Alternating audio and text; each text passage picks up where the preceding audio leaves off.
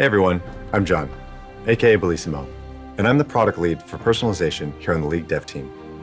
Today, I'd like to share some of the behind-the-scenes reasons for the choices we've made over the last year, as well as talk a bit about some of the things that we've got in store for you in 2020. As each year passes by, the number of champions in League continues to grow. With League nearing 150 champs now, it's getting more and more difficult to make skins for all of our champions. On top of that, we often prioritize popular champions with larger audiences. We do this because our goal is to delight as many players as we can and support our business through the next 10 years of League. Reasons aside though, it sucks to have to wait years for a skin for your favorite champion. In 2018, we shipped just over 80 skins to players, and in 2019, we broke the 100 mark. This year, we're trying to push past 120 skins. So, what are we doing with those extra skins in 2020? We're going to be hitting up a lot of the champions that haven't seen skins in a while. Specifically, we're going to be cooking something up for Skarner, Xerath, Mordekaiser, Kindred, Rek'Sai, Vel'Koz, Karthus, Scion, Twitch, Taric, Pantheon, Nautilus, Trundle, Bard, Ornn. And yeah, Taliyah. This means that we're going to be making skins for a lot of our most popular champs as well, like Lux, Ezreal, Ahri, and Kai'Sa. These skins reach a huge number of players and directly fund our ability to make skins for champs with small but dedicated player bases. As we increase the amount of skins that we make over time, one of our hopes is that champion mains can count the time since they last got a skin in months instead of years. Since we're developing more skins than ever this year, we're also going to spend some time exploring new creative thematics. Today, there are only a few thematics that are universally loved across all regions. And while there are some standout hits, there are also thematics that you've shown us that you're just not that excited about anymore. This comes through loud and clear through a variety of different signals. Players purchase these skins far less than others, and even those who do purchase them don't use them that much in-game. We also survey players around the world to make sure that your opinions match the signals that we're seeing. No, this doesn't mean that we'll never do a Snowdown skin ever again, but it does mean that we need to take the time to understand why most players didn't like it and find new creative ways to approach these themes so you will be excited about it next time. High Noon is a great example of how we can breathe life and depth into an old thematic, and we want to do more of this in the future. If you have any suggestions or ideas for new themes you'd like to see in League, or ideas for a new take on an older thematic, let us know. Every year for Lunar Revel, we've offered skins that have typically been exciting for players in Eastern regions, but haven't been as resonant with our players globally. This year, we wanted to try something different that could hopefully excite players everywhere. Our vision for this new thematic was to create a new take on a well-loved sci-fi fantasy by bridging Eastern and Western inspirations.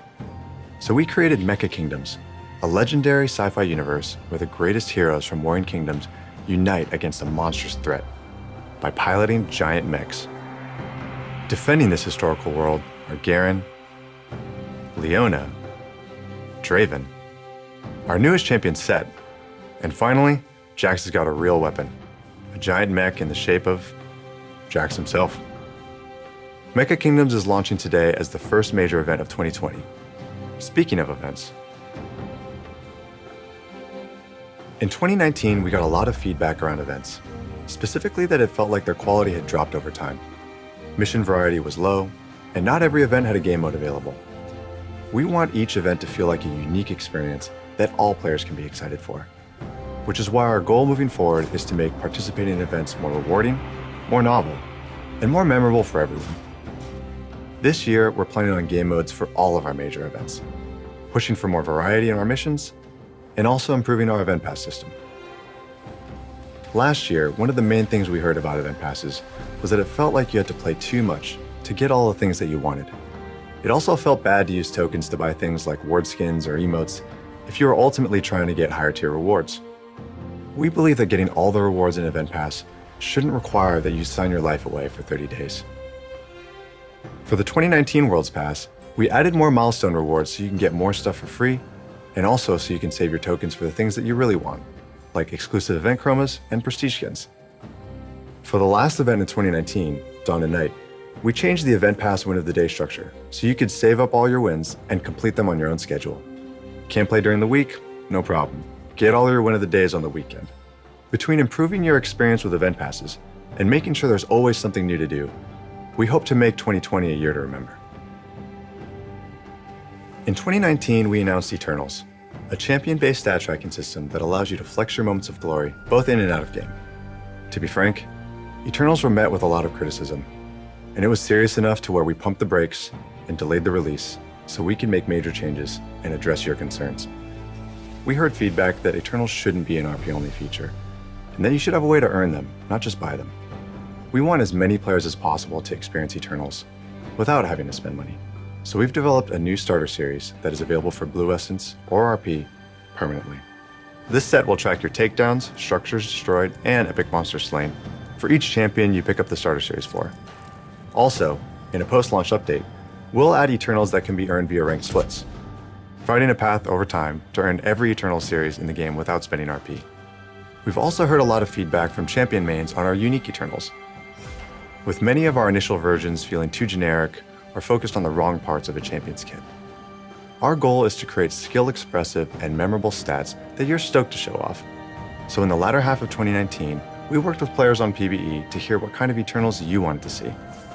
As a result, unique Eternals now track more complex and interesting stats, like how many skill shots you've dodged with Vlad's pool.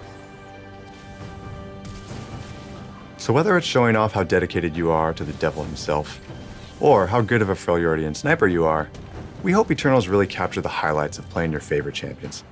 It's your feedback that helped our designers and team find new and interesting stats to track, so please keep letting us know what types of things you'd like to see Eternals track moving forward.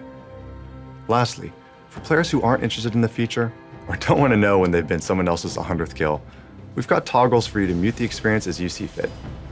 We hope that you like the changes that we've made to Eternals, and look forward to its release early this year.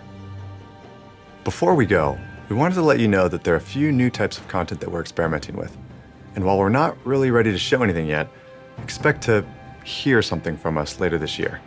We can't wait to announce them. Thanks again for taking the time to watch this video. It's your feedback that helps push us to be better tomorrow than we are today. Here's to 2020.